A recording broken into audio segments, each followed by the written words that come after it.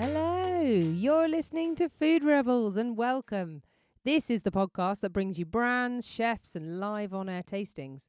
A show that's dedicated to the more rebellious side of the food world, where we celebrate the people who have challenged the status quo. We'll be giving you a peek behind the curtains and inside the minds of the people who are shaking up our food industry. You know me, I'm the show host, AJ Sharp, taste expert, food writer, great taste food judge, and of course, business owner. I love meeting new people and tasting new foods.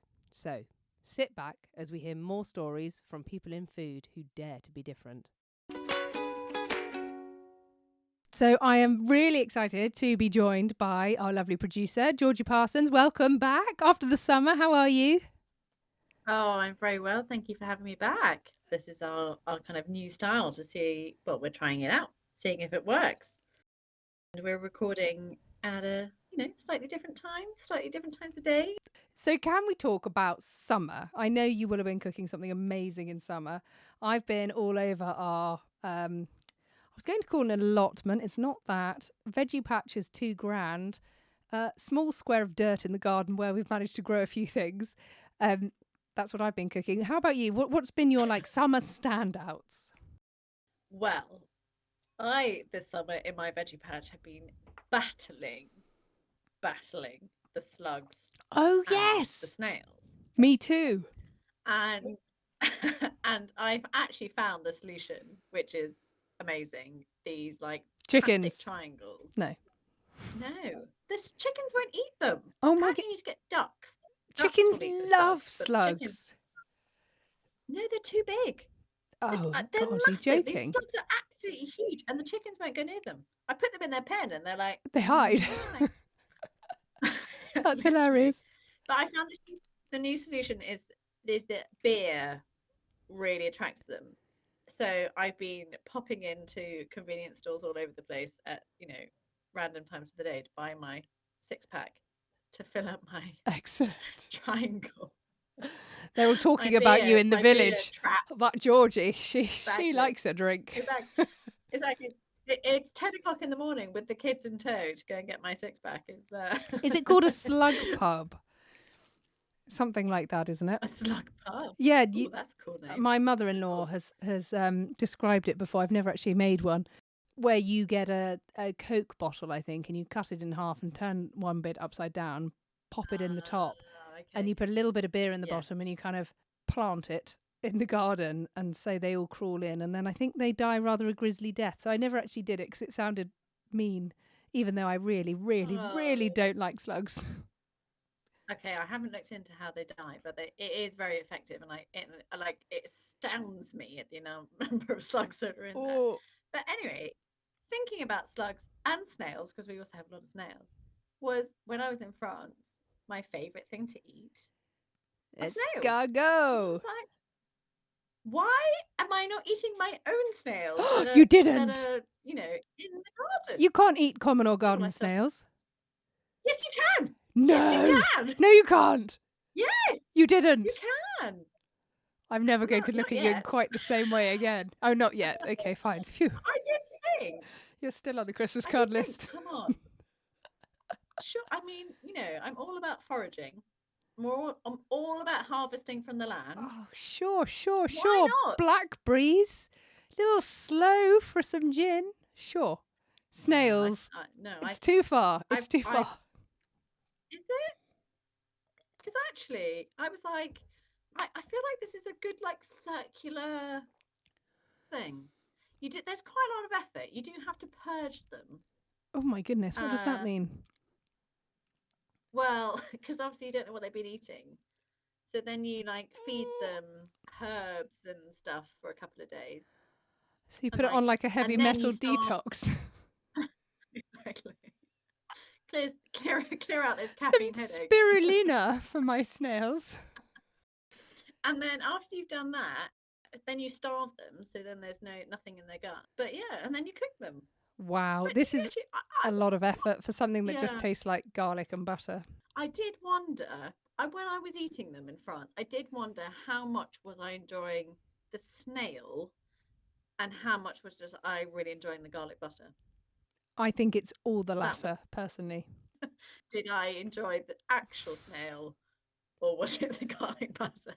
I think so. And I think there's also something very satisfying, especially if you're with people who wouldn't like to eat snails, to order snails and go, oh, yeah, I'm very cultural, you know. I love to eat snails. Look at me dipping my bread in the sauce.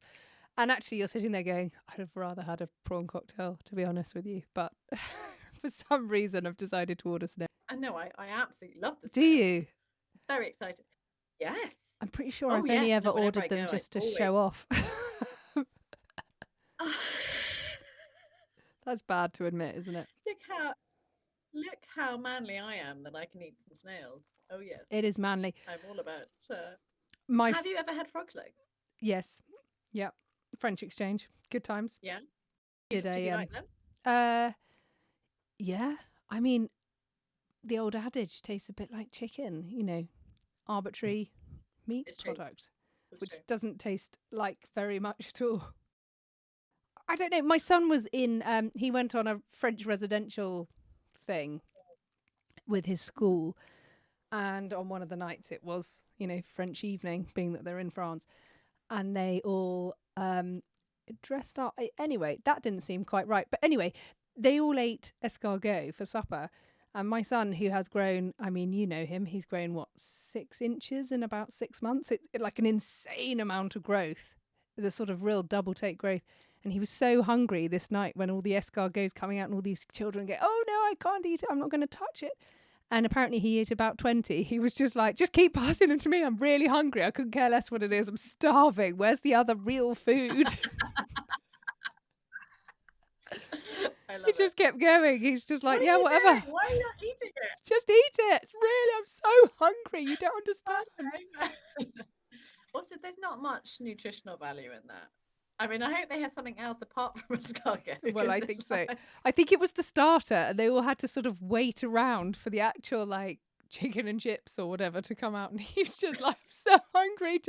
I'll just eat all of them. He's like, I ate all the girls. It was fine. I ate most of the boys as well. The only thing that fills you up when you're eating escargot is obviously the French bread, which you dip in to grab any of the garlic butter. Oh, so good. Is it good? I don't know. Garlic butter's always good, though. I mean, your garlic butter and anything is good. Yeah. As far as I'm concerned. I'm not sure about the new video system, Georgie. I've got to say, I know most of the people listening to this are on a podcast or down the radio waves, but really does highlight my inability to sit still.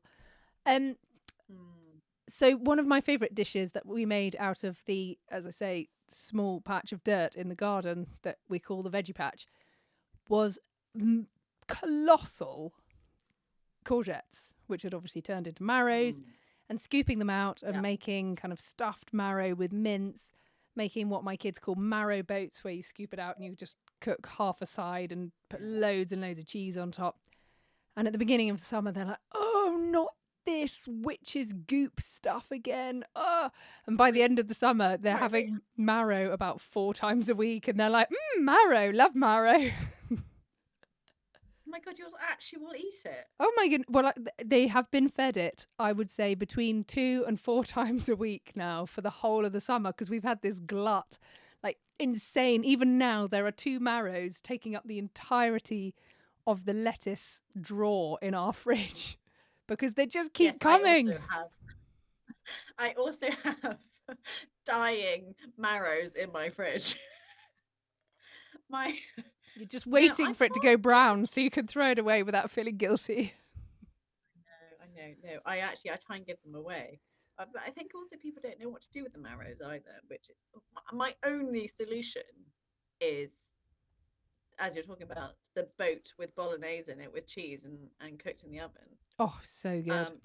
But I did see someone the other day who says that they use it to make their chutney. Okay. And put it in chutney. So maybe that is what I will do with my 2 massive marrows sitting in my fridge right now. So one of my friends did, we went down to the beach, and in Kent there are lots and lots of pebbly beaches, and you're allowed to have fires on some of them. And one that is really a beautiful beach, it's kind of near the Sussex coast. You literally, it's sort of ridges going all the way up the beach, and you can dig a little hole and put a fire into it and put a grate over the top and cook some sausages or whatever floats your boat. And she also turned up with a Tupperware of, like, I suppose the word is air dried courgette. So she'd sliced it like insanely thin using I imagine like a proper lathe, because it's mandolin. like julienne. Yeah, that's it, mandolin. Really, really, really thin. And had put some spices and paprika over it and a little bit of salt, and then air dried it so they were crisps. So you could eat them. They were crisps. They dissolved beautifully on your mouth. You didn't get loads of fibre, and it just delivered all the flavour that it was carrying, which was basically salt and paprika and some spices. And they were incredible. Like, I couldn't stop eating them. They were so Moorish. Wait, hold on a sec. What's that got to do with the fire pit? Oh, nothing. It was just I was eating them with the sausages on the beach. So just setting the scene. Nothing to do with the fire pit at all, actually. Like, were they on the fire pit or not? No, she just brought them along. Okay. And so I discovered this was a thing. And now I need to invest in what's it called? Mandolin? Yeah. Yeah. Mandolin. Mandolin. Like the instrument. Mandolin. Mandolin. Mandolin. That's definitely a cake. We're back in France. Okay. Yeah, so that was one of my favourite discoveries. Okay. I think I feel like my oven might like have a dehydrator. Yeah. My Ninja function. does. I've never used it. The Ninja's got like I've a never used dehydrator. But maybe this should be our moment. Well, this is it. And I think until you know, until you have one, or you know about it, or it's a thing, or somebody else goes, look, I made a load of crisps because I don't like my children eating crisps. So I've started making my own vegetable crisps. And you're like, it's another level that I didn't even know existed. It does take a lot of hours. It's a lot of hours in a dehydrator. You know, when they put it on and they're like, oh, it's like 15 hours. I'm like, who has 15 hours to put the stuff in a dehydrator? Well, presumably you don't have to be there for all of that time. Like, that's true. I'd set it off and either go to bed or go to work, I imagine. It does its thing on its own. You don't have to watch it. Sit there and watch it. So I spent some of today talking to my friends. I've got 2 friends who are incredible, who are about to swim across the channel. I think I've always sort of harboured a bit of a want to do this, yet now I've got far too many injuries and I just generally not fit enough, not enough slow twitch muscle fibres to ever pull something like that off. Yeah, because you are a good swimmer. Thank you. I'm a very fast swimmer over a very short space of time. Same with running. Really good over about 50 meters. Nailed it. After that, basically dead. And the idea of going for a 5K run fills me with horror because it's just not my thing. I remember going for a run with you about 3 years ago. I've never repeated it. And you took off at about, I don't know, 5 minutes a kilometre. Like, it was fast. It was really fast. And I remember having a moment going, sure, I mean, I could sprint to the end and beat you, and then basically I'm done. I'm going to go get back in the car, and I'll see you in 4.5K. But I can't remember the point of the story. Oh, yeah, so we spent most of today just planning what we're going to do. I'm basically the support crew. So I'm basically the support crew. My job is to keep everybody warm and to make sure they've eaten enough calories before they go. So they're doing it in a relay team of 4. 1 is swimming, 3 are resting, and then it's making sure the next person's ready to jump in so the person who's currently in the water can get out. You've got to be really careful. You can't touch the swimmer while they're in the water. The next swimmer has to get into the water before you can help the first swimmer back out of the water. And we're on this slightly... Oh, these are the rules. These are the rules, yeah. And we're on this slightly dodgy, potentially dodgy, I don't know, maybe I'm being a little rude, a fishing boat. And it's the sort of, as we're sitting there planning it, I had this moment of going, I mean, I've crossed the channel hundreds of times in my life. I live in Kent. It was a thing that used to happen a lot. And I've driven under it many, many times. But I've never been in a very small fishing boat and gone at 2.5 knots and spent 20 hours crossing the channel before. So That's going to be... Wait, how is that? What happens when you've crossed it? Then what happens? Right, so you're not actually allowed to alight. Well, you are allowed to alight very briefly and like pick up a rock and go, woo, we hit France. But there isn't actually a passport control there. So we have got permission to land, but you can't land unless you're in a kind of port or the correct place. So you almost get nearly there, and then all the swimmers have to jump out, swim to the shore, wave at you, and then swim back and get in the boat, and then you turn around and go home. You're basically an immigrant boat arriving in France and then making a quick retreat. Less of a sad story, but yes, exactly. After you swam for what? How long is each stint? An hour each. An hour? An hour. Mm-hmm. Then you have to pull yourself back up onto the side of a fishing boat. Yeah. Essentially. Yep. Wow. And at which point I've got to make sure I've got to do, as my army husband calls it, wet dry drills. Get them warm, get them dry, make sure they eat within the first 45 minutes of having got out of the water. So they've then got 2.2 hours basically to then get into a sleeping bag / warm kit, settle, rest, get as warm as they possibly can in that period, and then I have to throw them back in the water again. It's going to be ace. But the main thing was trying to plan their food. And their food, you've got to, for every hour in the sea as a female, you will have to eat 900 calories. And that's quite hard because you don't want loads of food in your tummy, because you're then going to be swimming in 2 hours. And the food you do eat has got to be quite quick to digest. But if you don't put enough fuel, it's like going on a long car journey. If you don't put enough petrol in the car, you're going to not get very far. So you've got to put enough fuel in. I thought you were going to say, if you don't have enough snacks, you're not going to be able to drive. Well, also that. I love a snack while driving. So, and then there's somebody on the team who's been baking, and they've been baking like brownies and quiches, and it looks like the most amazing culinary feast ever. And I was sort of expecting everyone to have like protein gel and pouches and stuff, but no. So I've got a couple of days to try and stock up anything that I don't think that they'll have remembered to pack themselves, so I can help keep them alive. It's going to be a massive responsibility.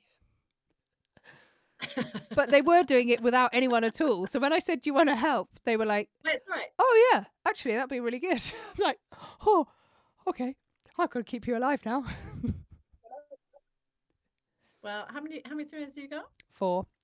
I've hopefully recruited 1 more crew member to help, so it's fine. Okay. Don't be concerned.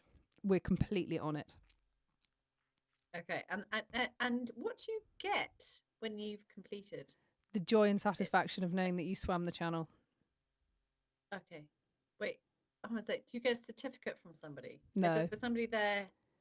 There is an adjudicator, yes. So there is a person who comes on the boat to adjudicate the journey across. Oh, okay. So there is somebody official. Yeah, there's somebody official.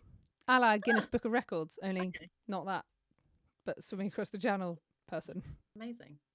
It's incredible. I mean, and you're not allowed to like goose fat yourself or do anything like that anymore. You just swim in a swimming costume. You can't wear a wetsuit. Oh my goodness, it's nuts. It's absolutely nuts. Wait, how's that? I thought the whole point was you're meant to goose fat yourself. Why are you not allowed to do that anymore? I've no idea, but I was told you're not allowed to do that. I've no idea, but it's like October and this is happening in October. Well, October is the warmest time for the sea. They do say that, don't they? The whole summer. I shall tell the swimmers this on Friday. If anyone says they're cold, I'll go, I think you'll find it's actually currently the warmest the sea will ever be in the calendar year. That is a fact. Yeah.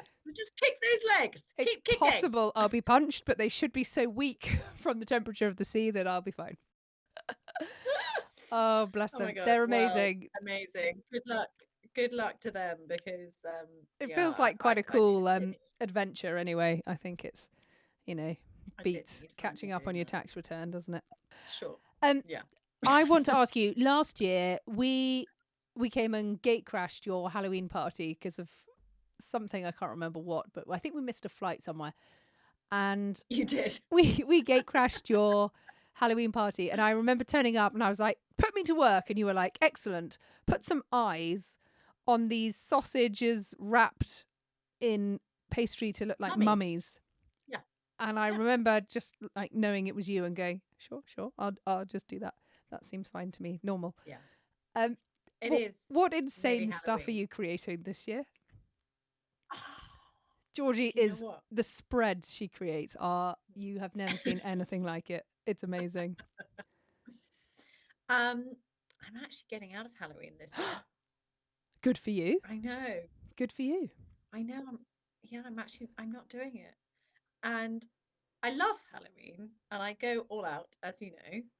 But I actually feel a massive sense of relief. Well, I bet it was like Christmas in your house. I'm not hosting 25 children to a Halloween party. Why ever not? You had something like 16 or 17 adults filling up your kitchen, and then there was 25 children running around the house. It was like, you're mental. And you were like, yeah, sure, you just come, add another 4 to the party. Why not? Sure. No, my favourite thing to make for Halloween, and I do it every year, and it's super simple, is, as you're talking about, the sausage mummies. But there's one very important rule with making the sausage mummies. You cook the sausages beforehand, and they have to cool before you put on the pastry mumminess. So the pastry mumminess is literally thin strips. They're like centimetre thick of puff pastry. For the bandages. And a cooled cooked tomato. Sausage. Sausage. Not a tomato. We're nailing it.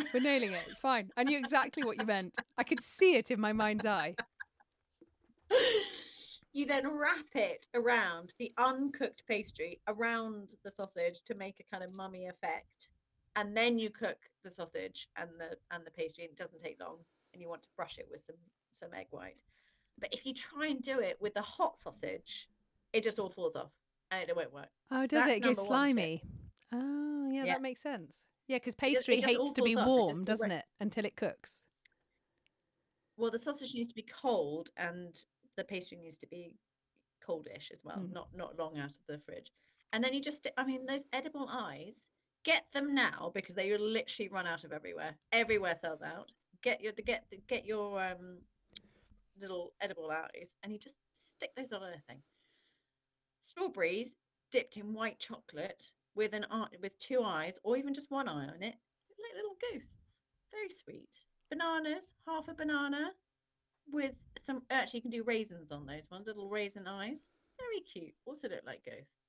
There's all sorts of things you can make. I think I made a skeleton out of vegetables last year as well. You did. Cauliflowers, the brains, and then and you made sort of incredible crudité skeleton. It was so good. I think mostly the grown-ups ate that. I think the children were like, oh, vegetables.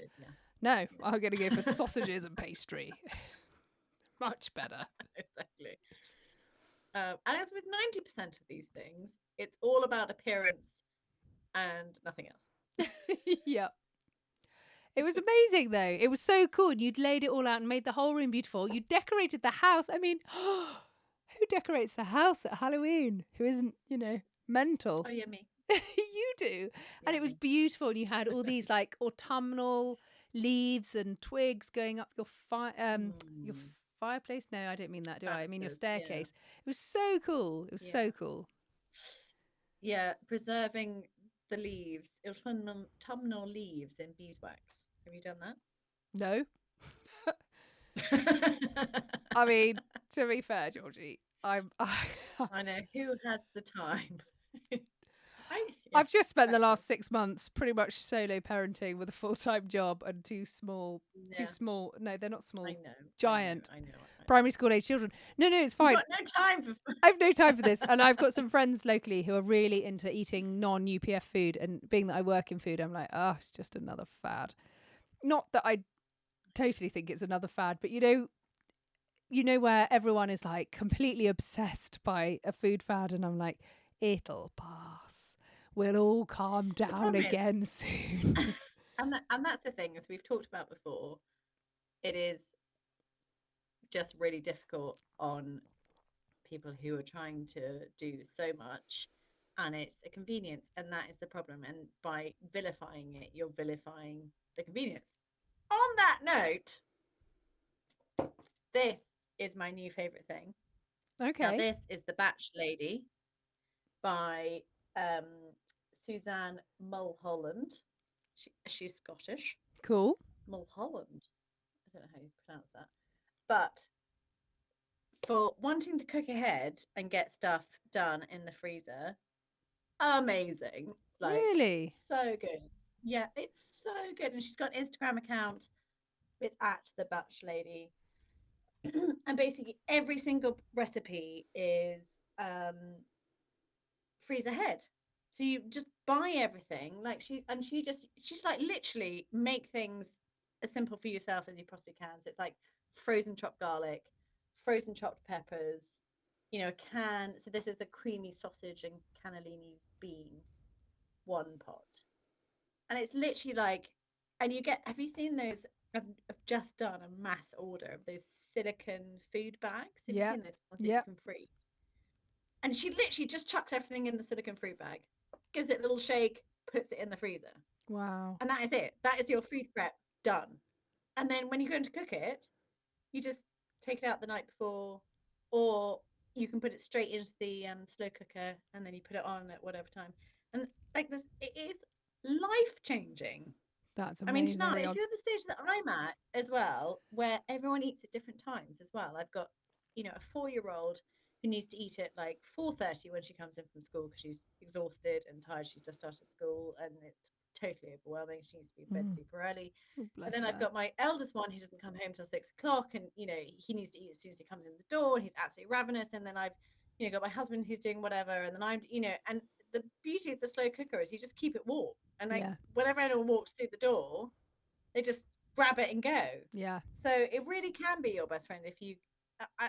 Thing is, I love the slow cooker in the winter because it's all like stewy and but not so like I don't use it so much in the summer. Agree. But this is what I made: teriyaki beef kebabs. Oh wow! So you literally get the silicone bag, you chuck in soy sauce, ginger, garlic, honey, sesame oil, rice vinegar, and corn flour. And that's it. Like literally just chuck that in one bag, put it in the freezer, and then tonight I just cooked it off. So, was there meat in there? So anyway, beef. What? You put it in with beef? Beef. Oh yeah, amazing. Beef. And obviously then it's like kind of. I mean, do you think still marinated? They're frozen. Sure. Why not? I mean, in my freezer, stuff tastes like the stuff it was next to, so I'm sure that works. When you get the ice cream out, and you're like, how come the ice cream tastes a bit garlicky? I know. I need to get back into cooking more. It's only happening slowly as I'm finding more time around everything.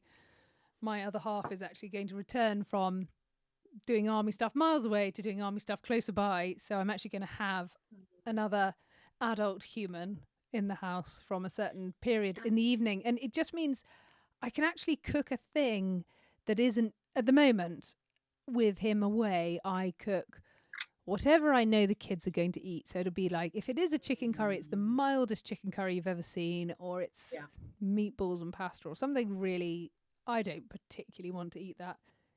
It's not really what I want to be eating, but I've got so little time between getting them in from school and getting them ready for then either bed or homework or cubs or scouts or whatever else they've got going on in the evening.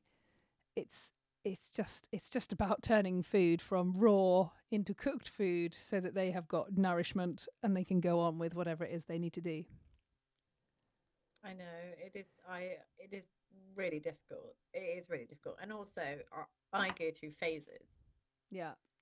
I go, I'm going to be super organized. I'm going to get this done, and then the next week it's literally like dippy eggs again. But there's nothing wrong with a dippy egg. Beans on toast. Oh, talking of beans on toast, have you yet tried boiled beans, new baked beans? My colleague Claire came running into the office last week brandishing a jar of the new baked beans. She's like, I went to Waitrose especially. I've got the new baked beans. Oh my God, did you taste them? Yep, they're amazing. They're good. And they actually taste like real food, but they're still got that lovely, like they taste like real food. It tastes like real tomato and real onion and real garlic, but it's got that warming, comforting. There's a familiarity to it, even though it doesn't taste anything like Heinz, which of course tastes really processed, but it's got this really lovely, nourishing feel to it. And we're like all bold bean nuts in our office. You know that moment where you're sort of like, beans? I mean, how successful could beans ever get? And then you do the Zoe app and they're like, what you really need to eat is more beans. And then you do something else. What you need is more beans.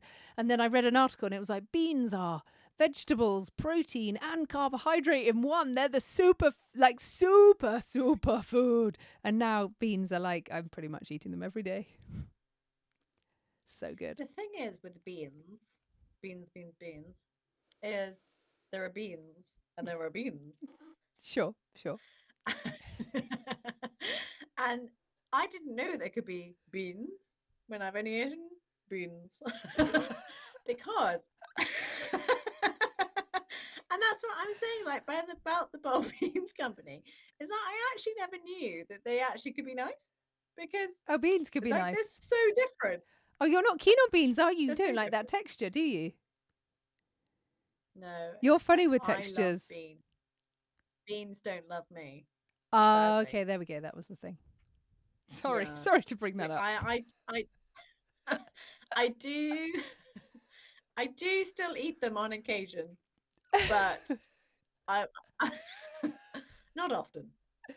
Gotcha. But the roasted, say no more. The roasted chickpeas. I mean, they're just so good. Yeah. And those queen chickpeas they do are just so good. My God, they're amazing. And like, I don't know what it is. I love all of them. I love the cannellini. Yes, the butter beanie ones as well. I love. Yeah. So yeah, big fan. Big fan. Okay, right. On that note, I actually think we have hit time now. So I am going to say, I'm going to call it before we go into another like bean ecstasy moment and say, Georgie, thank you so much for coming and sharing your beanie problems and your my snail problems. Your snail adoration. I think the nation will feel quite weird to know that you're now eating your snails in your garden. And I hope that everybody is wrapping cold sausages in pastry and then baking them to make sausage mummies. Do it with some eyes. Basically, stick eyes on anything of fruit and it will look Halloweeny. Oh, fruit or vegetables. And literally anything. Just stick those edible eyes on anything and you're done. You heard it here Halloween first. prep, done. I mean, there's nothing else I can add to that, really. Thank you, Georgie. It's been so epic to chat to you. Thank you so much for coming on and sharing your culinary wisdom with the world. So much culinary wisdom. Meanwhile, hopefully I will have made it alive across the channel for our next episode next week. Yeah. So I will tell you all about that next week. Thank you. you. Don't fall overboard. I will not fall overboard. I promise. I'm on it. I'm not on it. See you next week. Bye. Thank you so much for listening. You've been listening to Food Rebels, which is available on radio stations around the UK and further afield. You can also listen on Apple Podcasts, Spotify and Audible. Please remember to subscribe and rate us with 5 stars or follow us. It makes such a difference, not just to our podcast and radio show, but it really helps to support the guests that come on the show with us. We're also on Instagram at food_rebels. So give us a follow, do get in touch. We love hearing from you and let us know what you think. Thanks so much for joining us and make sure you taste the rebellion.